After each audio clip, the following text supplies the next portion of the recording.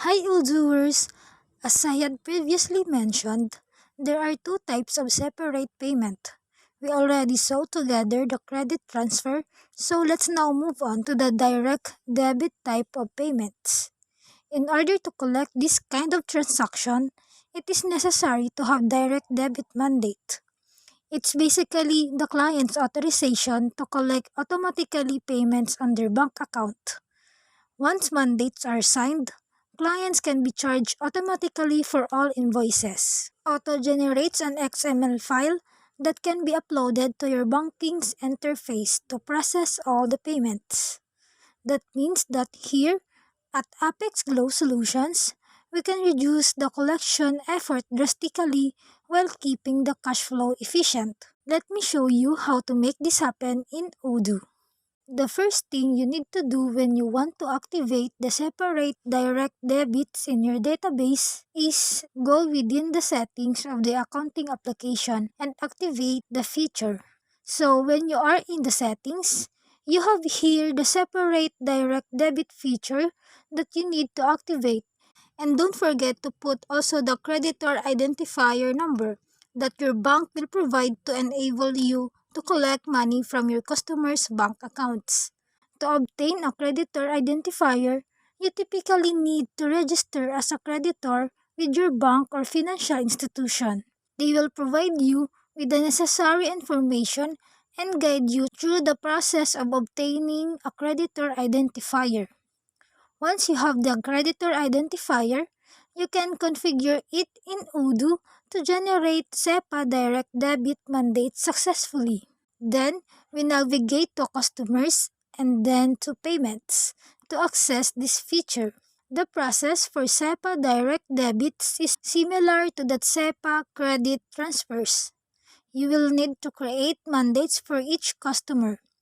Please note that if you select SEPA direct debits as the payment method, but the customer does not have any mandate, the system will display this error message. And if the customer will be having a mandate, then the message will show that a valid SEPA mandate is available, and then you can confirm it. You need to make sure that what you have within your database is the direct debit mandate. You can access those through the customers menu, and you have here the direct debit mandates available. So to create it here, you add the customer, you add the bank account number, and make sure it's an IBAN format, and also that it's related to a bank with a bank identifier code as well.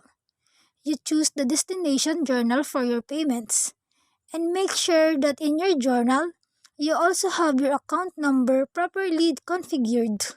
The SDD scheme is basically the XML format, so it's going to be either core or B2B. The identifier code is going to be randomly and signed by Odoo, but you can choose of course your own if you want to, especially when you want to create existing mandates for your previous system. The start date and end date, and finally, the company. Once you're ready, you validate it and activate the mandate. Direct debit mandates are closed automatically after their end date. If this field is left blank, the mandate keeps being active until it is closed or revoked. Clicking on Close updates the mandate's end date to the current day. This means that invoices issued after the present day will not be processed with an SDD payment. Meanwhile, clicking on Revoke disables the mandate immediately. No SDD payment can be registered anymore regardless of the invoice date. However, payments that have been already registered are still included in the next SDD XML file. You can register SDD payments for invoices issued to customers who have an active SDD mandate. To do so, navigate Customers and then Invoices here. We open the invoice, then click on Register Payment and choose SEPA Direct Debit as payment method. Once all done, click the Create Payment. Let me try to create a batch payment by selecting it and clicking on the Create Batch Payment button. And then you validate it. So the system displays an error message stating that we cannot add payments that are not posted. It is due to the reason that we aren't able to validate our mandate.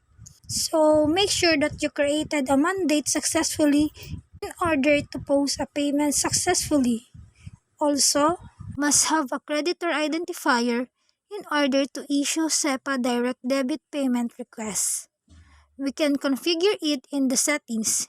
Here, we have SEPA direct debit where we can define the creditor identifier. As you can see, no creditor identifier has been defined here.